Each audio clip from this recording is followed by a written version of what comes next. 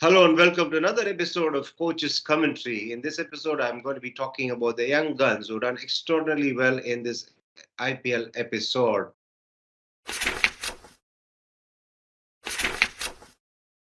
Let me start with the batters. Yes, you can say that I'm a little bit biased towards the batters, but be that as it may, batters exploits something that is remembered by people for a long time, and also with the bowlers being restricted to only 4 overs in this format, they get more opportunities to try and garner all the attention. Let's start off with Rinku Singh. What has Rinku Singh done? He's made people believe that even if it is a case of a side needing 30 runs at the last over is still possible with his exploits on that particular night, where he got 5 sixes in the last over to script a miraculous victory for KKR. Rinku Singh has come through the ranks, is a hard-working cricketer. I saw him in the NCA camp when he was a member of the under 23 batch. He was hardworking and he was always one who felt that he needed to be in the shadow of others who played representative cricket before him. Yes, his story and his journey has been full of sacrifices, and today, all the sacrifices that he's made would make him feel that it was worth it in the end. But what does Rinku Singh got to do from here on? Because he has not been the focus of his opponents so far, but after the exploits, after that Blitzkrieg, which scripted a fantastic victory for KKR, he's going to be the attention of all the opponents, their think tanks, and also their data analysts. So he's got to try and ensure he's always ahead of the opposition by increasing his repertoire of shots and also to create more options for himself to have a go at the bowlers. Failing which, what happens is that the opposition sides will work him out and they will not bowl in the areas he likes to play shots through. So what Rinku Singh would need to do now is that he's got to try and improve upon his offside play, especially the shots that he needs to play through off the front foot on the offside is something that he needs to work on. And once he does that, I think he'll obviously not only enhance his range of shots, but he'll also be able to play shots against all kinds of bowlers. He's shown a little bit of preference towards the leg side so far, and he's basically one who relies a lot on generating power with his bottom end, but he's also got to try and develop the dexterity of playing shots where the top end dominates as well. So let's see if he's one who's keeping aware, keeping track of what it is that he needs to do in order to constantly succeed in cricket. So it's going to be challenging times ahead for him, but he's one who's not shy of hard work. So I'm sure that he will do what it takes to be ahead of the game. His teammate Venkatesh Iyer, he's also had a terrific IPL. He's got 100. And he's been one cricketer where people have always felt that, yes, this man can do more. And why is he not constantly playing for the Indian side? All sorts of opinions, on all sorts of feeling, emotions come forth when people talk about Venkatesh Iyer. Unfortunately, what has happened is that he was thought of as an all-rounder. He was in fact selected as a replacement for Hardik Pandya in the Indian side, but somehow form deserted him at the wrong time. And of course, he was also not given a steady slot in the Indian batting lineup when he represented the country. But these things do happen in cricket. And the important thing here is that he's found a way to come back to succeeding once again. And he's one who makes use of his tall frame because players who are tall and well built, long arms, they have the advantage of using the long levers to create the distance that is critical in this format because you need to be one who can get boundaries at will, and especially you must be capable of scoring a lot of sixes too. Yes, Venkatesh Iyer is very good on the back foot. He plays the pickup shots well, and he also plays that scoop over the infield and the offside well too. He, once again, like Rinku Singh, needs to try and work a little bit more on his offside play of the front foot. And if he can enhance the range of shots through the offside, especially of the front foot. Again, that will add to the problems of the bowlers that he is going to come up against in the future. But the important thing here for him is to try and ensure that he is capable of providing more value. How does he do that? He needs to bowl a lot more. He needs to give confidence to the captain of his franchisee side and also for the selectors of the Indian side that he can be a genuinely uh, capable of delivering in both departments for a side. And that's when he's going to be a regular member of the Indian side. Otherwise, what is going to happen is that Venkatesh Iyer is going to be relegated to the benches because the impact player rule is coming into effect, which means that once he's finished his batting, what would happen is that he would be substituted with a bowler who will give 4 overs on the field. This is one of the things that has happened in this edition of IPL. There are a lot of batters who could bowl a couple of overs, have been benched because their captains prefer including a specialist bowler. But these things cannot be altered because it's the same for everybody as far as rules are concerned. So the individuals like Venkatesh Iyer need to work on their cricket and then force their way into every side. The other danger for Venkatesh Iyer is that if he's going to be constantly benched after he's finished his batting, his fielding might suffer because fielding is one aspect today that anybody and everybody needs to be very good at.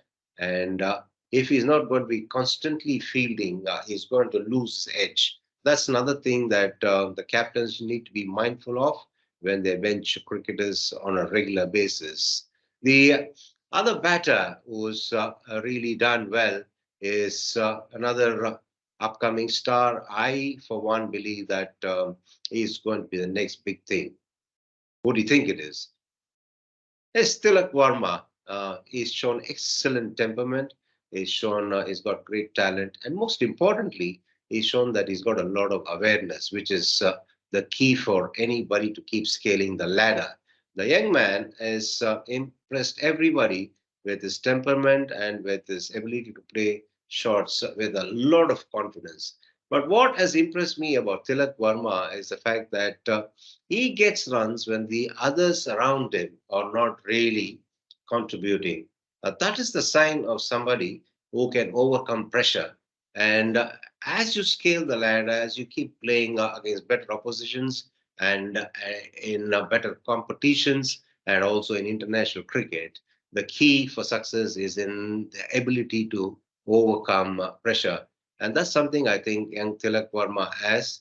And the manner in which he's also been consistently getting runs is heartening because you see a lot of youngsters blowing hot and cold. But Tilak Verma has shown that he is hungry and he can be consistent, which is the hallmark of somebody who can really go on to become a superstar in the future. So he's one man who, when I saw him last year itself, was very impressive and he's continued his good form and his consistency, as I said earlier, is something which is remarkable and also is a huge encouraging factor.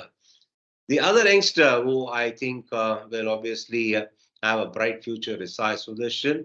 The fact that he's from Tamil Nadu has got nothing to do with it. All of you who have seen him bat in the IPL and also in domestic cricket would be aware of the fact that he's very talented, he's extremely fit, and he also knows his strengths. That is very important. Young man Sai Sudarshan, whenever I've seen him bat, he knows the areas through which he'll get runs if somebody were to wake him up in the middle of the night and bowl him there. And that is something which is really remarkable.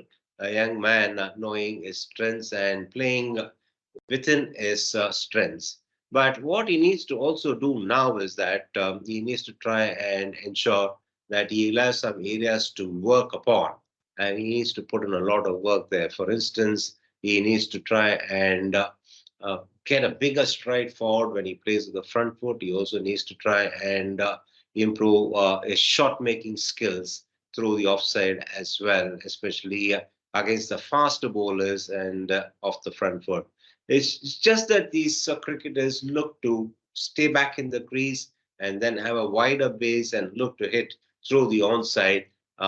They tend to sort of become a little bit biased towards one particular area of the field, and also they tend to play more shots either off the back foot or off the front foot. The dexterity to play shots of both the front and the back foot is something that any youngster must develop, and Sai Sudarshan is been impressive so far. He's also got to realize that he's got to improve upon his range of shots, which will obviously give him better options too, because he knows to play according to his strength. So if he can extend his range of shots and then have more options, he'll work out a formula which will help him succeed when he plays in the bigger league. Hopefully, this young man will do. And all these four youngsters have been fantastic, and not only in this edition of IPL, but also in the preceding domestic season as well. And these guys are really given a lot of hopes to everybody in the fraternity. And I wish them all the very best in the future and also for the rest of this edition of IPL. All right, that was me talking about all the batters who impressed one and all in this IPL edition. And now let me talk about the bowlers who done well. It's a tough job being a bowler in the IPL, and especially if the captains tend to use you in the later part of the innings or in the power play. Yes, of course, if you're a fast bowler, if you're bowling with a new ball, and if you're bowling the power play, there is a possibility for you to do as well, because the white ball does swing a little bit, but power play is the time when the batters really go hammer and tongs. So it's a double-edged sword as far as the bowler is concerned. But we've seen a lot of bowlers make a mark, despite the fact that this is a batsman's format. And one of them is Akash Singh, the left-arm seamer. Any left-arm seamer who shows a lot of promise is good for the entire system. The entire hygiene gets enhanced in the sense that a left-arm seamer is definitely a great option to have for any captain. And Akash Singh is lucky, like Tushar Deshpande, that they're playing under a captain like Mahendra Singh Dhoni. Now, what a captain he is. He takes his time to assess the cricketers he has at his disposal. And then once he decides that a young man is ready to play and contribute to his team's cause, he never lets go of him. Yes, Dhoni might take even 3 seasons to get a guy into the side. And oh, I tell you one thing, he might have taken a lot of time in the case of a lot of cricketers, but more often than not, he's got it right. Whenever he's decided it's time to play a cricketer, he's brought them into the 11, he's never let go of them, and all of them have delivered. And I think Akash Singh is lucky. And what I've seen of him is that he does have the ability to generate pace. He's got the build for a fast bowler. And yes, as of now, is more of a guy who angles the ball across the right-handers. And if he can work on getting the ball back into the right-handers, like a Trent Bolt does, then he can be a handful. And of course, talking of a left-hander being able to bring the ball back into the right-handers, Ashdeep Singh has learned this craft very quickly, and he's doing a good job of it. But Akash Singh is also an exciting prospect, and I'm sure that he'll only get better and better, because Dhoni is a captain who gives terrific confidence to his bowlers, and he has his teammate Tushar Deshpande is another beneficiary of having the fortune of playing under Dhoni's captaincy. He did not get off to a great start. Of course, uh, nervousness will play a huge role when a cricketer feels he's playing in a major side, in a popular franchisee side. But the way Dhoni is calm the nerves of the young man despite having a couple of bad games, and then openly displaying confidence in the young man has made Tushar Deshpande realize that he's very lucky to have a captain like Dhoni who has so much of confidence in him and playing him on a regular basis. A bowler definitely needs a captain's confidence, otherwise, he's going to be half of what he can be. And the reverse works as well. If a bowler is just, say, for example, three, he can become six if he has the confidence of the captain, and especially of a successful captain like MS Dhoni. Tushar Deshpande is coming along nicely, and it looks like he will be a regular feature in the CSK lineup for the rest of the tournament. I happen to see Tushar Pandey also in the NCA. He's also come through the ranks, and he's also had the benefit of being under the tutelage of Jeff Thompson in one of the fast bowling programs conducted about 4 or 5 years ago. And he's one who's got terrific attitude, and he is the kind of bowler who would bowl at any given point in time. It's just that he's on a learning curve, and he's got to develop his craft in order to become a major force.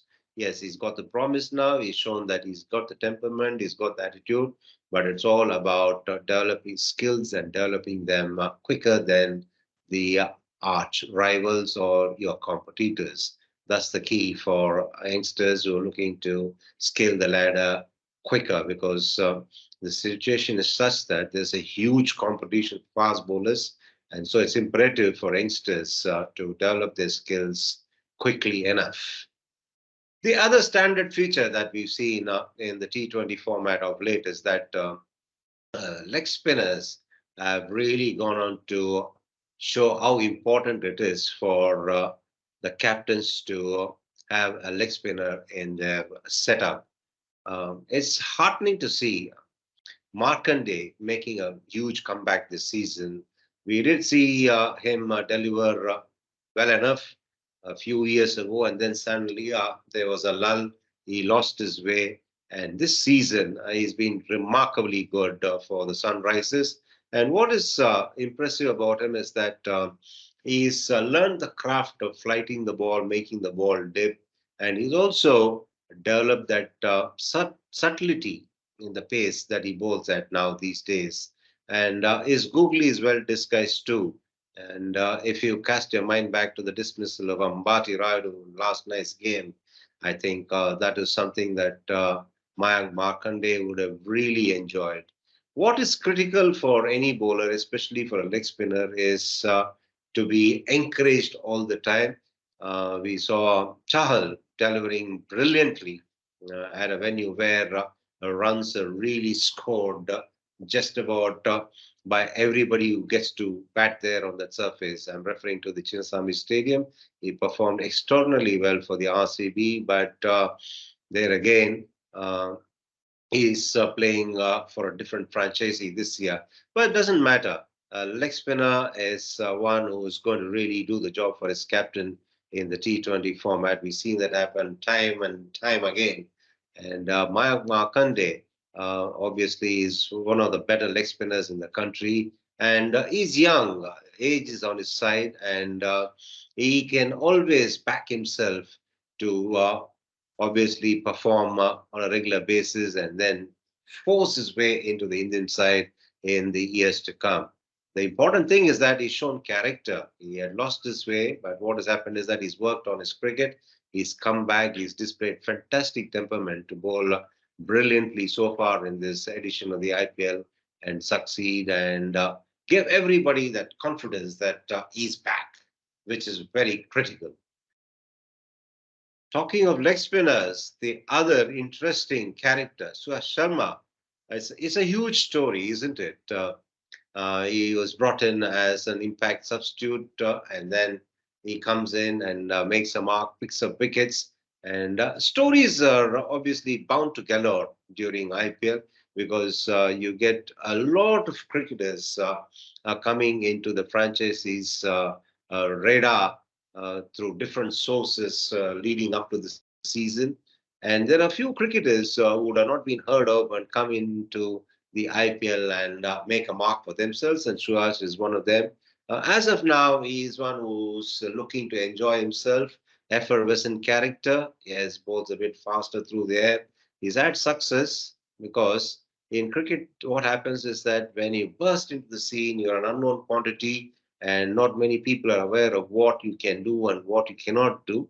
So success comes, and it's only once you succeed, make a mark for yourself, then you are challenged because everybody will pay attention to you. They'll also try and dissect you. But Suresh Sharma, being a leg spinner, will have the advantage always of having a lot of people to guide him. There are a lot of leg spinners in the circuit. There are a lot of captains who really like to encourage leg spinners too. So that's one thing that he's got use of, make use of rather. And it's going to be interesting to see how keen a learner he is, because no matter how talented you are, no matter how successful you are, the key is in somebody wanting to be learning all the time. You need to have that kind of hunger and thirst to learn. Is only then you're going to really reap the rewards that your talent is capable of. Suha Sharma obviously is another story of hard work, and I'm sure that he is one who is going to really put in the hard yards and do whatever it takes, travel how much ever kilometers or thousands of miles that he needs to improve his craft. And I'm sure that we will see a lot improved version of Surya Sharma in the next edition of IPL. Not that we have come to a close of this IPL edition, but it's just that I'll be perhaps talking about a different set of cricketers who have really done well, because this IPL is already seen some outstanding cricket being played on a regular basis, and the young guns are coming one after the other and impressing one and all. So it's been a fantastic edition of IPL so far, and that's it for now. And as I always say before I sign off, until I catch up with you next time, stay safe and be good. And also keep watching the IPL and have great fun backing your heroes and also admiring the top stars in IPL.